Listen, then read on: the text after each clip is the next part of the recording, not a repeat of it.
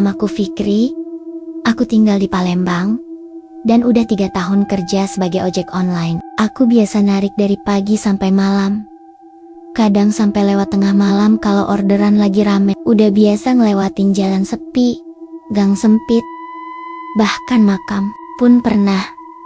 Tapi jujur, malam itu beda, gak kayak malam-malam biasanya. Ada sesuatu yang aneh, sesuatu yang bikin aku sampai sekarang gak bisa lupa. Malam itu hari Kamis, tapi udah masuk Jumat. Karena waktu udah nunjukin jam 12. Luit beberapa menit. Aku baru aja nganterin penumpang terakhir ke daerah Ilir, deket sungai. Selesai order, aku langsung niat balik pulang lewat jembatan Ampera. Soalnya itu jalan paling cepet ke arah rumahku. Waktu motorku mulai naik ke arah jembatan, aku sempet ngerasa aneh. Gak ada suara klakson, gak ada kendaraan di depan atau belakang. Padahal biasanya, walau udah tengah malam, masih ada aja mobil atau motor yang lewat. Tapi malam itu sepi banget, sunyi, angin dingin nyapu wajahku. Dan entah kenapa bulu kuduku langsung berdiri, kayak ada yang ngawasin dari jauh. Tapi aku mikirnya mungkin cuma capek aja, atau sugesti karena malam Jumat. Pas sudah sampai di tengah jembatan, aku ngeliat sesuatu di sebelah kanan, di pinggir jembatan yang ngadep langsung ke Sungai Musi. Ada sosok perempuan berdiri, pakai baju putih panjang, rambutnya panjang banget, sampai nutupin sebagian mukanya. Dia berdiri nunduk, gak gerak sama sekali. Di bawah cahaya lampu jalan, sosok itu kelihatan agak kabur, tapi jelas banget dia berdiri sendiri di sana. Aku langsung ngerem pelan. Refleks aja. Kupikir dia mau bunuh diri. Udah sering denger berita orang terjun dari jembatan itu. Jadi aku nyamperin pelan-pelan sambil tetap duduk di atas motor. "Bu, nggak apa-apa bu?" tanyaku pelan. Tapi suaraku kayak ketahan di tenggorokan. Dia diem aja, gak noleh, gak gerak, cuma ngadep ke arah sungai. Aku maju dikit. Jarakku mungkin tinggal 2 meter. Aku sempat nunduk dikit buat lihat wajahnya. Tapi tiba-tiba dia ngebalik badan. Gerakannya cepet banget, bukan kayak manusia biasa. Dan waktu mukanya, Kelly Houghton. Astaga, demi Tuhan, itu muka paling serem yang pernah aku lihat. Mukanya pucat banget, kayak mayat yang udah lama tenggelam. Matanya merah menyala, dan bibirnya sobek lebar sampai pipi, kayak dipaksa senyum terus. Dari mulutnya, darah netes pelan-pelan, jatuh ke bajunya yang putih itu. Tapi dia malah senyum. Senyum yang lebar banget, senyum yang gak manusiawi. Aku kaget bukan main. Refleks aku mundur sambil istighfar berulang kali. Tanganku gemeter, napasku ngos-ngosan. Tapi yang paling bikin aku panik, dia ngambang. Iya, beneran ngambang di atas aspal. Kakinya gak napak tanah. Bayangin, malam sepi, kamu sendirian, dan ngeliat cewek berdarah-darah dengan muka hancur senyum sambil ngambang. Itu bukan hal biasa, itu horor tingkat dewa. Aku langsung tancap gas kenceng-kencengnya. Gak peduli suara motor meraung-raung, yang penting aku kabur. Tapi pas aku nengok ke kaca spion, dia masih di situ, berdiri di tempat yang sama. Tapi matanya masih ngeliatin aku, seolah-olah matanya ngikutin kemana arahku pergi. Gak gerak, tapi tatapannya tajam banget. Rasanya kayak dia narik jiwaku lewat pandangan. Sampai keluar dari jembatan, aku masih kebut. Baru setelah beberapa ratus meter, aku berhenti di pinggir jalan.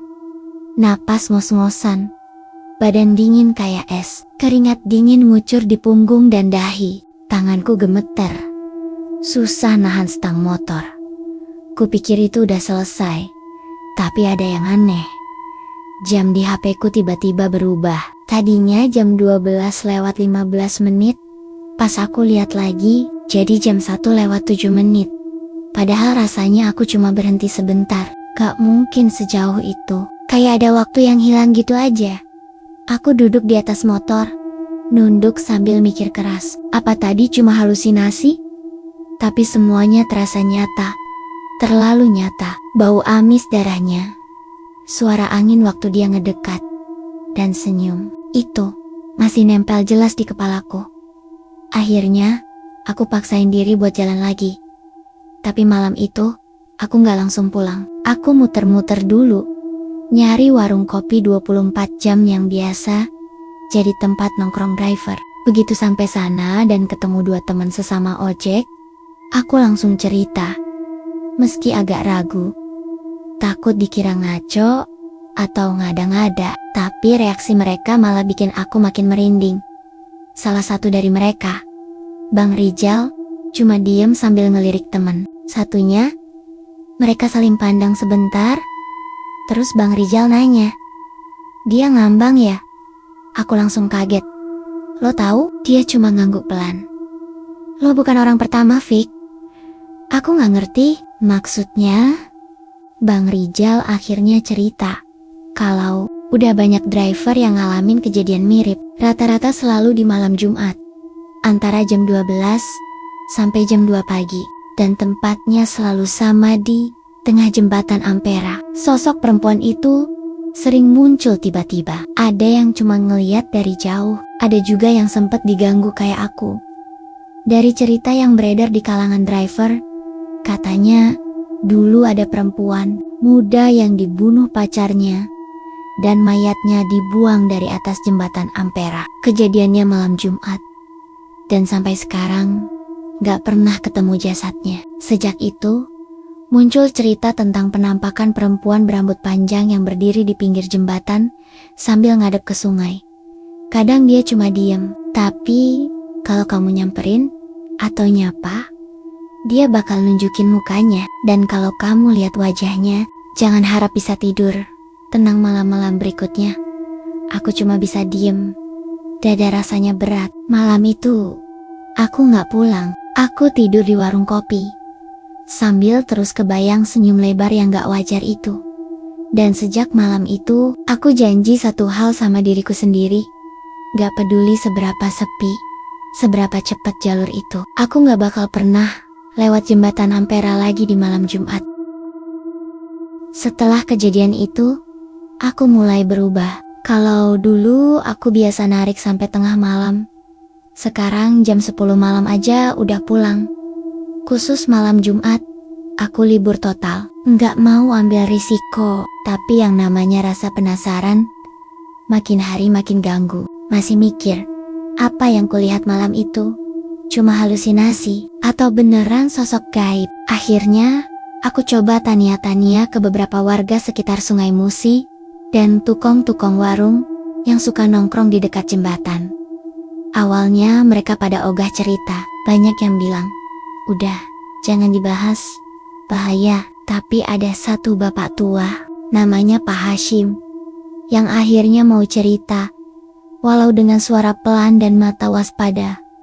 "Kalau kamu pernah lihat dia, berarti kamu udah disapa," kata beliau sambil menyeruput kopi. Aku bingung. "Disapa gimana, Pak?" Beliau nyenderin badan, lalu mulai bercerita. Menurut Pak Hashim, kuntilanak itu udah lama menghuni jembatan Ampera. Katanya, sekitar tahun 90-an, ada kejadian tragis. Seorang perempuan muda dibuang hidup-hidup dari atas jembatan oleh pacarnya sendiri, dipukul sampai pingsan, lalu dilempar ke sungai malam-malam saat kota lagi sepi. Warga nggak tahu siapa pelakunya, karena perempuan itu dikenal pendiam, jarang bergaul. Mayatnya gak pernah ditemukan. Ada yang bilang terbawa arus sampai hilang ke laut, tapi ada juga yang yakin arwahnya masih di situ, menunggu. Sejak kejadian itu, lanjut Pak Hashim, tiap malam Jumat, banyak pengendara yang lihat perempuan berdiri di tengah jembatan. Awalnya cuma muncul diam, tapi makin kesini, dia mulai nyari perhatian. Mulai nampakin muka, bahkan ada yang katanya diboncengin sampai rumah. Aku merinding dengar cerita itu, tapi makin ngeri waktu Pak Hashim bilang, yang paling bahaya itu kalau kamu pernah lihat mukanya. Kalau udah lihat langsung, biasanya dia bakal ikut kamu. Lewat mimpi, aku langsung terdiam. Karena seminggu setelah kejadian itu, aku mulai mimpi aneh. Malam pertama, aku mimpi lagi naik motor di tengah jembatan. Sendirian, tapi jembatannya gelap. Gak ada lampu, gak ada kendaraan lain. Tiba-tiba motor mati sendiri. Dari kayahan, ada perempuan jalan ke arahku. Rambutnya nutupin wajah, dan bajunya berlumuran darah. Malam kedua, mimpinya makin jelas. Aku masih di jembatan yang sama. Tapi sekarang, dia lebih dekat. Suaranya pelan banget, tapi nyaring di telinga. Temenin aku. Jangan tinggalin aku sendirian. Aku bangun sambil ngos-ngosan. Keringat dingin lagi-lagi membasahi tubuh. Aku gak cerita ini ke siapa-siapa, tapi yang paling bikin aku makin takut, malam ketiga aku gak mimpi apa-apa. Tapi paginya, aku bangun dan nemu bekas kuku di lengan kiriku. Kayak digoresin sesuatu saat tidur. Sejak saat itu, aku gak pernah tenang tiap malam Jumat. Bang Rijal, temen ojekku yang dulu aku ceritain soal kejadian di jembatan, akhirnya kasih saran. Lo ke Sungai Musi sebelum maghrib, bawain air doa dari Ustadz, siram di bagian tengah jembatan, sambil baca istighfar. Gak bakal ngilangin gangguan, tapi bisa bikin lo gak diganggu lebih parah.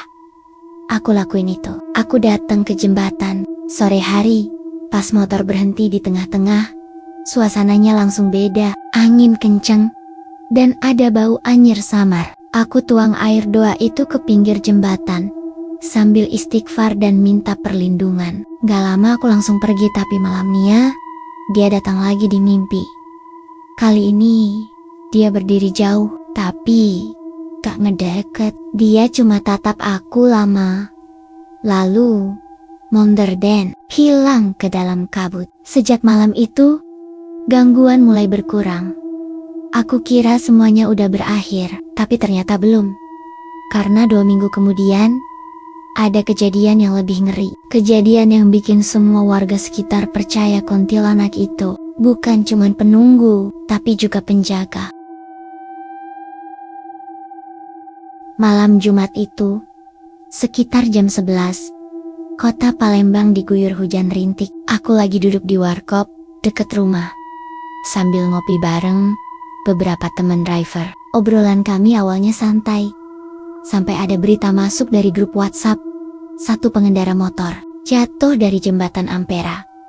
Semua langsung kaget. Gak lama kemudian, muncul foto-foto dari kejadian. Motor korban masih nyangkut di pembatas jembatan, tapi orangnya udah gak ada, cuma helm yang tinggal. Menurut info, korban sempat ngirim voice note ke pacarnya. Sebelum kejadian, suaranya panik dan ketakutan. Katanya ada perempuan berdiri di tengah jembatan, ngelihatin terus. Langsung bulu kuduku berdiri. Aku tahu, ini pasti ulah dia lagi. Besok paginya, mayat korban belum ditemukan. Tim SAR nyisir Sungai Musi dari pagi sampai sore, tapi hasilnya nihil. Persis kayak cerita Pak Hashim dulu. Sama, hilang, tanpa jejak, seolah ditelan air, atau lebih tepatnya, ditahan oleh sesuatu di dalamnya. Tapi kejadian itu cuma pembuka, karena malam Jumat berikutnya, seorang tukang becak dayung, yang biasa mangkal dekat jembatan, bilang dia ngeliat hal yang gak masuk akal. Waktu dia istirahat di bawah jembatan, dia dengar suara perempuan nangis pelan-pelan. Awalnya dia pikir itu orang nyasar, tapi pas dia nyalain senter dan lihat ke arah sumber suara, dia kaget setengah mati. Ada sosok perempuan duduk di tiang penyangga jembatan. Rambutnya panjang banget, sampai nyentuh air sungai. Tapi anehnya, meskipun di bawah hujan, bajunya kering, dan dia nggak duduk di lantai atau kayu. Dia duduk di udara, gantung, ngambang. Tukang becak itu langsung lari sekuat tenaga. Dan sejak itu jatuh sakit seminggu. Badannya lemas. Dan tiap tidur, dia ngigau. Dia marah. Dia gak suka diganggu. Warga sekitar mulai resah. Banyak yang bilang kuntilanak itu bukan cuma arwah penasaran, Tapi penjaga, ada yang percaya. Jembatan itu jadi semacam gerbang antara dunia manusia dan dunia gaib. Dan dia, kuntilanak itu, bertugas menjaga agar mereka yang di dalam air gak keluar. Jadi kalau ada yang nyebrang pas malam Jumat, apalagi yang nekat nyapa dia atau melihat wajahnya, dianggap gangguan. Bahkan ada cerita dari nelayan Sungai Musi yang aku pernah ngeliat gerombolan sosok hitam keluar dari air saat malam Jumat Kliwon. Tapi sebelum naik ke darat, tiba-tiba muncul sosok perempuan berbaju putih dari atas jembatan, berdiri mengambang di tengah udara. Begitu dia menjerit, semua sosok hitam itu masuk lagi ke dalam sungai.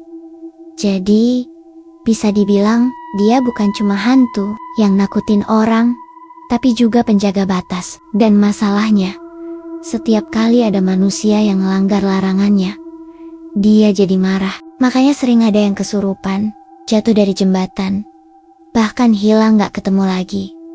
Aku yang dengar cerita itu cuma bisa diam. Dalam hati, aku sadar waktu aku nyamperin dia dulu, waktu aku nekat lihat mukanya, aku udah langgar batas. Untungnya, entah kenapa, dia gak ambil nyawaku. Mungkin karena aku gak niat ganggu, atau mungkin juga karena aku buru-buru kabur. Yang jelas, sejak saat itu, aku selalu peringatkan siapapun yang lewat jembatan Ampera di malam Jumat, jangan berhenti. Jangan pelankan kendaraan, jangan noleh ke pinggir, dan jangan pernah lihat ke matanya. Karena sekali kamu lihat dia, kamu gak akan pernah sendirian lagi. Cerita ini masih membekas sampai sekarang, dan siapapun kamu, kalau suatu hari datang ke Palembang dan pengen coba lewat jembatan Ampera tengah malam, ingat satu hal, kalau kamu lihat sosok perempuan berdiri sendiri di pinggir jembatan, bukan kamu yang lihat dia duluan, tapi dia yang udah nunggu kamu dari jauh.